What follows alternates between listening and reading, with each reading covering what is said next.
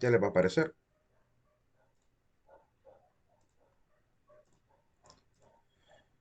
Bien, ahí está. Ya les tiene que estar apareciendo. Bien, ¿qué es la filosofía? Un primer problema que hemos tenido en la filosofía es definir cuál es el objeto de estudio. Dijimos al inicio que es difícil establecerlo, según lo que dice Gregorio Fingerman. Por otro lado, está el hecho de los grandes exponentes de la filosofía que han estado en tantas áreas que no se adivina en realidad por cuál es que realmente habría que irse. Porque hemos tenido biólogos, hemos tenido físicos, astrónomos, matemáticos, geómetras, hemos tenido inventores, hemos tenido políticos, hemos tenido sociólogos, hemos tenido psicólogos dentro de la filosofía y es bien complicado porque uno dice, pareciera como que se van por todas las ramas, ¿verdad? Y eso es una primera complicación. Que definir qué es la filosofía comienza con el problema de qué tipo de ciencia es. ¿Es una ciencia pura o es una ciencia aplicada? Si decimos que es ciencia pura, tendríamos que decir, bueno, debe tener algo que sea exacto, algo que sea tan puro como la matemática. Y de hecho tenemos algo en la filosofía que es tan puro como la matemática. Se llama la lógica formal. La lógica formal que la filosofía ha originado es como la matemática, ¿verdad? Tiene una serie de reglas, de proposiciones, de axiomas, de teoremas, que se aplican como que fuera la matemática. Entonces sí hay algo puro dentro de la filosofía. Pero por otro lado, si decimos que es aplicada, tendríamos que decir, bueno, que enfrenta el fenómeno de lo humano, mientras que la ciencia pura enfrenta el fenómeno de lo natural o de lo abstracto. Bueno, la lógica formal ataca lo abstracto como el argumento, el razonamiento, mientras que la ciencia aplicada como la filosofía podría atacar al género humano, por ejemplo, cuando habla de la antropología, cuando habla del ser, cuando habla de Dios, cuando habla de la cultura, cuando habla de la política, pareciera que es una ciencia aplicada al ser humano. Pero también hemos tenido filósofos que han estado pues como precursores de grandes disciplinas. Aristóteles con la biología, por ejemplo. Entonces uno se pregunta, ¿qué tipo de ciencia es? Pareciera como que no está ni en las ciencias puras solamente, ni en las ciencias aplicadas solamente, y uno se hace incluso la pregunta, ¿y podría estar por encima de las ciencias, abarcándolas? Porque hemos visto a filósofos como José Gauss escribiendo libros Filosofía de la filosofía, o hemos visto a algunos autores que han escrito Filosofía de la ciencia. Entonces uno se pregunta, pareciera que está como que por encima, como una supervisora de la ciencia o del avance del conocimiento. Entonces ahí ya hay un primer acuerdo de los filósofos, que pareciera que la filosofía está entre las ciencias puras y aplicadas y está alrededor. Sirve como un nexo entre las diferentes disciplinas y a la vez también puede hacer filosofía de cada una de ellas. Es decir, puede hacer filosofía de la matemática, filosofía de la antropología, filosofía de la religión, filosofía de la política, puede hacer una filosofía aplicada a cada ámbito. ¿Verdad? Filosofía del universo, como la cosmología, que es una filosofía que estudia el universo. Entonces, estos son los detalles que obviamente nos llevan a enfrentarnos al problema de qué es la filosofía. ¿Verdad? Poco a poco vamos a ir descubriendo. Lo primero que tenemos que decir es que hubo un primer personaje que se autodenominó a sí mismo, ¿verdad? Filósofo, que fue Pitágoras. Pitágoras se fue a entrevistar con un rey, el rey León de la comunidad de los Fliacos, rey León de los Fliacos, y el rey León le pregunta a Pitágoras, ¿y tú a qué te dedicas? ¿Cuál es tu profesión? ¿Cuál es tu oficio? Y le dice Pitágoras, ego y mei filósofos, yo soy filósofo que lo que realmente quiso decir, yo soy un amante del saber, soy amante de la sabiduría, por eso es que la palabra filosofía proviene de ahí, de filos y de sofos. Soy amante de la filosofía, aunque él no fue el primer filósofo, él fue el primero en autodenominarse filósofo. Ahora, si me preguntan cuál es el primer filósofo de la historia, el que primero hizo filosofía, aunque no se hiciera llamar a sí mismo filósofo, pues tendría que ser Tales de Mileto. El filósofo Tales de Mileto es el primer considerado en el occidente, por lo menos. En el occidente, estamos hablando de Grecia para acá, es el primer filósofo reconocido y constatado en la historia. Puede ser que haya filósofos más antiguos, allá en la India, allá en China, en Japón. Puede ser que haya filósofos mucho más antiguos. Pero en el occidente, pues reconocemos a Tales de Mileto. Ahora bien, para que tengamos un concepto un poquito más condensado de qué es filosofía, le regalo este concepto. La filosofía es una ciencia interdisciplinar con un campo de especialización más allá del saber científico, está por fuera del saber científico, es un metasaber que busca establecer de manera racional los principios más generales que organizan y orientan el conocimiento de la realidad. Eso es en generalidad lo que diríamos es filosofía. Además, entendemos que dentro del concepto hay que mencionar que le ayuda a la ciencia porque le regala sus métodos, le proporciona los métodos necesarios a la ciencia para abstraer la realidad. Este es un concepto bastante condensado desde diferentes puntos de vista, ¿verdad?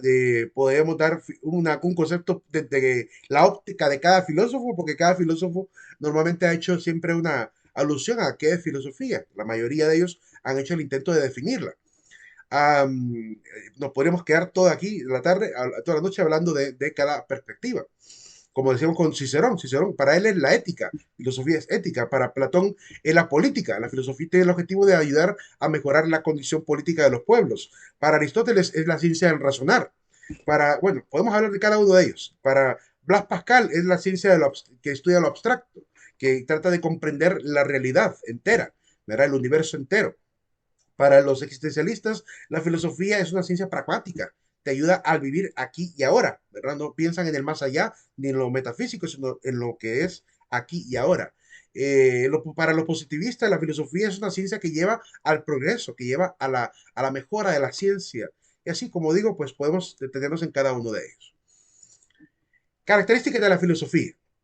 Así, de manera muy sintética, ¿verdad? Con una pequeña frase, una pequeña palabra y una imagen alusiva a cada característica, trataremos de poder abarcar casi la mayoría de lo que las diferentes fuentes y libros presentan. Primera característica, es radical porque se dedica a estudiar la raíz, lo que está más adentro del ser, lo que está, esa esencia a la que se refería Hegel, ¿verdad? La esencia del ser, trata de meterse de manera radical a la raíz de los problemas, trata de investigar las raíces más remotas del conocimiento, el principio de la realidad, desecha las apariencias, busca la esencia, como dice Hegel, del cosmos, permanente del cosmos, porque esa esencia, como dirá también, ¿cómo se llama? El mismo Hegel dice al final, esa esencia es lo universal, lo que no cambia, lo que permanece en el cosmos mismo. Segunda característica, es universal, abarca todo, quiere abarcar la totalidad del ser, ¿verdad? De hecho, por eso es que a la primera rama de la filosofía que se le llamó ontología, se le llamaba la filosofía primera. Se le llamaba filosofía primera porque abarcaba el estudio del ser en general. Tercera característica, es racional, porque evidentemente tenemos que hacer uso del raciocinio. Todas las ideas están fundadas en este ejercicio del intelectual. Argumenta y refuta tanto con lógica formal como con lógica material. ¿Cuál es la diferencia entre lógica formal y lógica material? Lo explico brevemente. La lógica formal ya había anticipado un poquito diciendo que la lógica formal es lo puro en la filosofía, porque es como fórmulas, son como fórmulas matemáticas que te ayudan a determinar la veracidad o, bueno, la falsedad o veracidad de un argumento. Por ejemplo, si yo quiero evaluar una oración como si Pedro compra los boletos, entonces iré al partido. Yo podría esa oración simbolizarla como si P, entonces Q. Puedo colocar cada sujeto y su predicado como una variable completa. Pedro compra los boletos, es P, por tanto yo iré al estadio, sería Q, y todo eso puedo sintetizarlo como P, un signo, que es el entonces Q. De esa manera voy transformando el lenguaje natural al lenguaje formal y me ayudaría a implementar una serie de reglas para entender realmente eh, la parte matemática, diríamos, de el razonamiento humano, ¿verdad? Pues, ¿por qué es que es verdadero que si Pedro no compra los boletos y si Pedro compra los boletos, yo voy al partido, no compro los boletos, por tanto no iré al partido? ¿Por qué ese argumento tan sencillo tiene veracidad? ¿Por qué es verdadero? Se puede explicar matemáticamente, perfectamente se explica por qué es que cada oración va derivando en la siguiente hasta llegar a la conclusión y qué valores tenían en cada una de las proposiciones para evaluar la veracidad del argumento, con una ley lógica, ¿verdad? Que es una ley que van a utilizar los primeros filósofos de la escuela estoica, los famosos modus, los modus, como el modus ponendo ponens, modus tollendo tollens, un montón de reglas matemáticas que ayudan a entender por qué un argumento es verdadero y nos ayuda a acelerar rápidamente la comprensión de la argumentación racional. Así que esa es la lógica formal. ¿Y cuál es la lógica material? Pues la lógica material es aquella lógica que utilizamos con el sentido común. Como por ejemplo, yo sé que cuando alguien me dice, eh, por ejemplo, vaya, si yo veo 100 ovejas y hay una oveja de color negro y alguien me dice, por esta oveja negra todas las demás también son negras, Mi sentido común me dice que no necesariamente. Me dice que no necesariamente porque una sea negra significa que todas las del rebaño también sean ovejas negras. Ahí descubro que hay una regla racional, una regla lógica de tipo material, porque no es fórmula, sino que es con el simple sentido común. Me doy cuenta que hay una falacia ahí metida llamada la falacia que podemos llamarle generalización apresurada. Estoy apresurándome a generalizar que porque uno tenga una cualidad, todas las demás también tienen esa cualidad. A ese tipo de argumentos que me ayudan a entender la veracidad o falsedad de un argumento, le llevamos pues reglas formales, pero reglas materiales de la lógica, que nos ayudan a entender la veracidad ¿cómo se llama? Y falsedad de un argumento. Pero ahí no utilizamos fórmulas, ahí utilizamos más bien la lógica y el sentido común, ¿verdad? A eso le llamamos lógica material. Entonces, tenemos esos dos ámbitos en la filosofía para racionalizar el conocimiento. Usa la dialéctica, la discusión, la polémica, ¿verdad? Es una búsqueda interminable de un sistema coherente. Lo que tratamos de entender de la realidad es ese sistema coherente. Ahí sonaba en una entrevista el famoso astrofísico, que lo van a poder conocer por uno de los videos de los argumentos de la existencia de Dios. Es el último video que verán, que se llama Michio Kaku. Michio Kaku está metido al rollo de que él quiere descubrir una fórmula sintética en la cual estén contenidas todas las demás fórmulas y constantes universales. Es decir, él dice que todas las fórmulas que ayudan a entender el comportamiento del universo se pueden perfectamente escribir en una página de papel, en una hoja de papel. Y ¿cómo se llama? Y él dice, pues, cree que todas esas fórmulas, que son las fórmulas de las diferentes constantes universales, como la ley de la energía, como la de la energía de Albert Einstein, que es chiquitita, pues dice que debería de haber una fórmula que ayude a unificarlas todas y a relacionarlas. Y él quiere encontrar eso que él llama la teoría del todo, la fórmula del todo. Eh, Esa es la misma búsqueda que él hace respecto al universo, es lo que tratamos de hacer también en la filosofía con los diferentes temas que la filosofía ha abordado. Si hablamos de la guerra, si hablamos de la paz, si hablamos de la justicia, si hablamos de la política, lo que queremos encontrar es aquello que es útil, sólido, óptimo, para que la cultura humana pueda seguirlo sosteniendo o pueda seguirlo cambiando, ¿verdad? Vamos buscando la síntesis, por tanto, de todo. Es utópica y es crítica. En el sentido, bueno, la utopía viene de aquella famosa obra de un filósofo llamado Santo Tomás Moro. Santo Tomás Moro escribe una obra llamada Utopía, se la recomiendo mucho, donde él explora la idea de una ciudad fantástica, donde todos viven bien, donde hay alta calidad de vida, donde no hay esclavitud, donde el oro y la plata se tienen en baja importancia, donde hay una religión óptima, donde hay una cultura óptima y todos viven bien. Esta famosa obra de Utopía genera la idea de una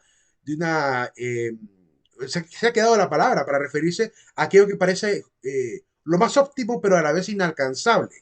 Entonces la filosofía se mantiene también con esa actitud, una actitud de optimismo, ¿verdad? Quiere tener ese optimismo pensando en que en el futuro podemos alcanzar la justicia, podemos alcanzar la mayor honestidad en la sociedad, la verdad misma, el progreso de la ciencia. Ese optimismo se ha quedado grabado en la filosofía y esto la hace un poco utópica.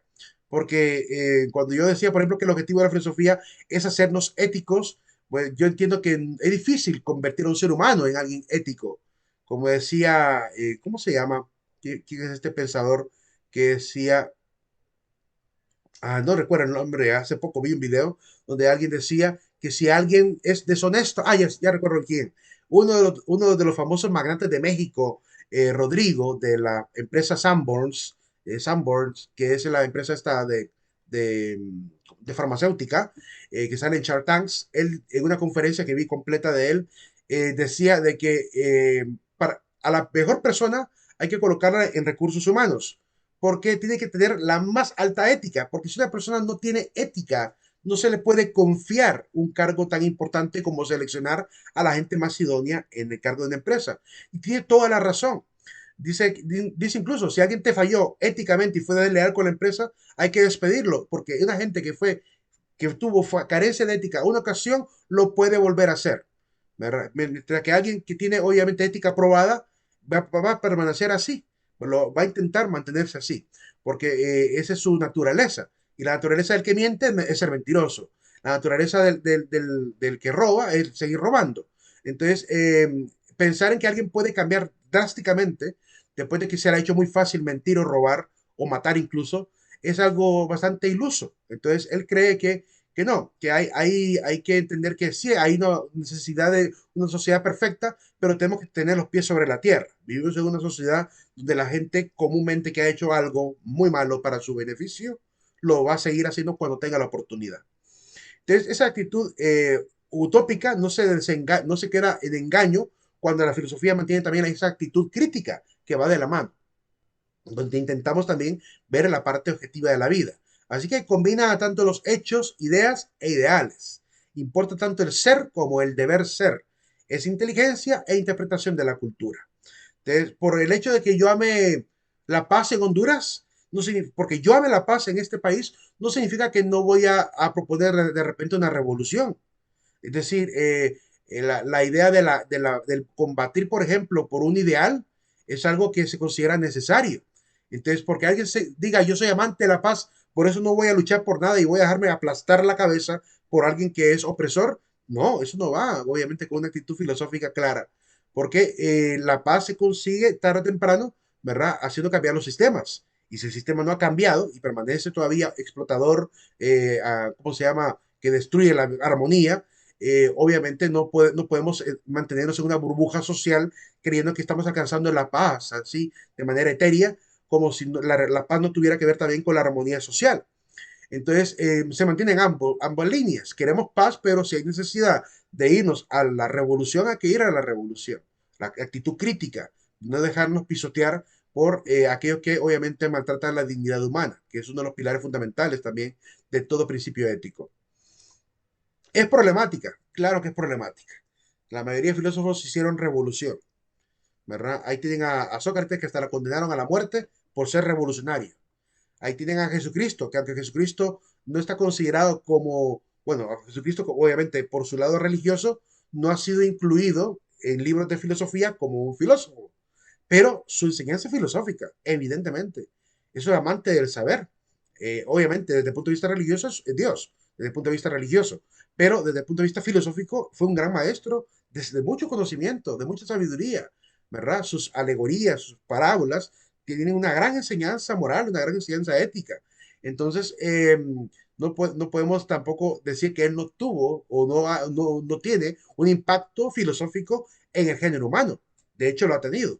Lo que hoy conocemos como derechos humanos tiene su fundamento en la dignificación del ser humano que aparece en el pueblo grecorromano. ¿Y de dónde le viene el pueblo grecorromano esa dignificación del ser humano? Pues de la influencia cristiana, de la influencia cristiana que obviamente sembró esa semilla cultural en la gente, de amar al prójimo, de no ser a otro lo que no quieras que hagan para contigo. Todas esas reglas de oro y esas reglas obviamente de carácter moral quedaron obviamente cimentadas en la cultura. Que no quieran reconocer que ahí está el origen es un problema del que no quiera reconocerlo. Pero hay que decir que antes del cristianismo, en Occidente por lo menos, en Oriente ha sido diferente, pero en Occidente por lo menos la influencia cultural que llevó a cabo esta dignificación del ser humano, a grado que se repudia la esclavitud, ha sido el cristianismo. Porque hay que recordar a San Pablo, cómo quiere dignificar a un esclavo como Onésimo para llevar a la dignidad social de los cristianos, donde ya no hay esclavos, todos son hermanos. Esa dignificación que va a tener un impacto tremendo en todo el pensamiento político y filosófico de todas las épocas posteriores, hasta que llega Marx y cree que él inventó la luna llena, ¿verdad? Que empieza a hablar de la justicia social como si el cristianismo no hubiera hablado también de la justicia social, que habla de la hermandad entre los hombres como si no hubiera hermandad en el cristianismo. Entonces, evidentemente, Marx no inventa nada nuevo. Marx lo único que hace es expandir todo eso que ya está grabado en la cultura y que viene obviamente de ese origen, que es obviamente el origen del cristianismo mismo. ¿Que no ha sido igual en todos los pueblos? Claro que no, porque cada pueblo fue muy independiente. Así que la cultura cambió poco a poco en diferentes lugares de Europa y también eso vino hasta América. Eh, Miren que en América la esclavitud por el lado de España se terminó mucho antes que la esclavitud, por ejemplo, en Estados Unidos. La influencia cultural que tuvo el cristianismo en España obligó a España muy rápidamente, en menos de 45 años, se obliga a cancelar la esclavitud en América. Solo duró como 45 años la esclavitud. El resto del tiempo estaban obligados a pagar un salario, que no era tampoco lo más justo, porque tampoco había código laboral, pero se daba un salario, ya no era esclavitud porque se le pagaba por el servicio al indígena. Entonces va a cambiar. De hecho, la reina Isabel en el año 1500 lanza la primera real cédula para cambiar eso. Culturalmente vean cómo las ideas impactan en la cultura, ¿verdad? Pero vean cómo la filosofía también trata de generar ahí un impacto, problematizando, ¿verdad? Expandiendo obviamente a veces los problemas. Decía un sacerdote que nos dio la clase de metafísica y de teodicea, el padre Roberto Funes, si tienen alguna duda, pregunten, decía él, y yo les voy a ampliar la duda. Es decir, no nos prometía una respuesta. Nos prometía que después de esa duda iban a surgir más preguntas, más interrogantes, porque la filosofía es así. Dice un filósofo argentino que se llama Darío Steinschreiber. Darío, el nombre bien enredado, es argentino, pero creo que seguramente es hijo de alemanes o descendiente de alemanes. Darío Steinschreiber. Recuerden que muchos alemanes huyeron de ¿cómo se llama?, de Alemania para la guerra mundial a Argentina. A eso fueron a refugiar incluso muchos nazis. eh, pues ¿cómo se llama? O ex miembro del gabinete de Hitler. Pues Darío dice que la filosofía es como provocar como comezón donde no pica. El papel de la filosofía, como él lo ve, dice, es provocar comezón donde no pica. Donde todo está muy tranquilito, por ejemplo aquí en Honduras, año 2013, 2016, 2018, ¿verdad? Cuando todo está muy tranquilito, el filósofo está ahí, generando polémica, generando discusión, generando alerta, generando visión. Porque cuando más calmada está la sociedad, sí, y se vea todavía sufrimiento, significa que ya algunos se han acomodado al sistema de corrupción de un país. Si mientras haya sufrimiento, obviamente, si todos tienen alta calidad de vida, pues no hay ningún problema. Pero cuando vemos que hay gente sufriendo, migrando del país y el resto de la gente está muy cómoda, entonces ahí el filósofo pone la mirada y la alerta y dice, oigan, ¿y la gente pobre qué? ¿Verdad? Y la gente que está sufriendo, que se marche este país, ¿qué? Entonces está para provocar comezón donde no pica. Cuando usted se rasca en un lugar que no le pica, cuando usted se rasca en un lugar que no le pica, no siente algo rico, siente algo molesto, le quema, molesta. Ese es el problema del filósofo, que el filósofo va a incomodar, desgraciadamente incómoda, porque no nos gusta escuchar la verdad. Y la verdad quema, la verdad claramente que quema. Por eso es que el papel del filósofo es muy difícil, porque cuando él intenta hacer este trabajo, normalmente la sociedad termina repudiando al filósofo. Como pasó con Sócrates, que lo mandaron a la muerte por ello. Como pasó con Jesús, que lo mandaron a la muerte por ello. Como pasó con todos los que obviamente se han dedicado a enseñar la verdad. Martin Luther King, Malcolm X, Berta Cáceres. No soy filósofa, pero enseñaban la verdad sobre el cuidado del medio ambiente y miren, la mataron por eso. Entonces, cantidad de personas que han enseñado verdad. Monseñor Romero en El Salvador, Monseñor Gerardi allá en Guatemala. Un montón de gente que intentaron hablar con la verdad, han acabado con ellos. En Guatepeque hay un sacerdote que ahorita que fui de vacaciones, vi la fotografía en grande de él, el padre Miguel, lo hicieron picadillo en Guatemala por predicar contra el narcotráfico, ¿verdad? Entonces, cuando alguien habla en contra de la corrupción, de la maldad y hablando en favor de la verdad, normalmente se vuelve una piedra de tropiezo para los que están cómodos en ese fango, en ese lodo, ¿verdad? Que se están obviamente forrando como cerdos de billete a costa de la gente más miserable del pueblo. Eh, o de la gente esclava también de las adicciones, como comúnmente ocurre con el narcotráfico. Entonces, eso es lo que realmente ocurre con el filósofo. Y es un riesgo que hay que tomar. Ya seguiremos hablando un poquito más de este riesgo más adelante. Es un metasaber, porque obviamente rompe con las fronteras. Si la filosofía le dicen, hasta aquí nomás puede usted llegar a filosofar, la filosofía dice, no, yo sigo para allá, ¿verdad? Rompo eso, quiere seguir sabiendo acerca del saber. Por eso hay filosofía de la filosofía. De la filosofía. Por eso hay ¿cómo se llama? Filosofía de la ciencia. Por eso hay una filosofía del método. Porque obviamente nos interesa también que hasta el método, la ciencia que hacemos o el filosofar mismo esté muy bien afinado para que el conocimiento que obtengamos sea realmente importante y óptimo, que es lo que realmente ocupamos. Eh, Eso me saber, no le gusta estar esclavo al filósofo. Cuando nos mandan a callar es cuando más queremos alzar la voz, ¿verdad? Nos da picazón en la lengua, ¿verdad? Cuando alguien nos quiere mandar a callar, cuando normalmente hemos dicho verdad. Eh, y si hay algo que realmente molesta e incomoda más, es cuando a un filósofo ¿cómo se llama? Se le quiere coartar su libertad de expresión. Eso creo que es lo que más molesta siendo filósofo, que quieran cortar ese derecho humano que es poder opinar, ¿verdad? Con opinar no golpeamos a nadie, no herimos a nadie. La opinión es simplemente una idea que puede tener impacto en lo real. Sí, claro que puede tener un impacto en lo real, pero la filosofía siempre intenta hacerlo siempre en función del bien, siempre en función de la mejora, de los cambios sociales para bien. Un conocimiento teórico porque obviamente conocemos sistemas, teorías, diferentes representantes de la filosofía. Aquí en esta imagen pueden ver a varios de los filósofos. El que está con un turbante es Heráclito, el que está todo enojado es Antístenes, el que está abajo, bien enojado, es Antístenes, el que está a la par pelón es Platón, el que está arriba de Platón es Aristóteles, perdón, Aristóteles es el que está en medio, el que está a este lado no sé quién será, no recuerdo bien, no sé si será en donde lea, ¿verdad? Perdón, Sócrates es el pelón y Platón está debajo exactamente de Aristóteles, ¿verdad? Debajo de él, que está así como ahí atrás, ¿verdad? Ese es Platón. Ahí están varios. Y el otro no sé quién será, no recuerdo quién será el otro que aparece por ahí. Normalmente cuando uno se mira de diferentes fuentes, poco a poco empieza a reconocer los rostros de los filósofos y sobre todo estos rostros que están fundamentados, los escultores de la cultura griega, tratando de ser los más fieles al rostro de las personas. Eran grandes escultores, por eso es que el parecido ha de ser muy asombroso en realidad. Bien, división sistemática e histórica de la filosofía. ¿Alguna pregunta hasta ahora, chicos? ¿Alguna pregunta hasta ahora?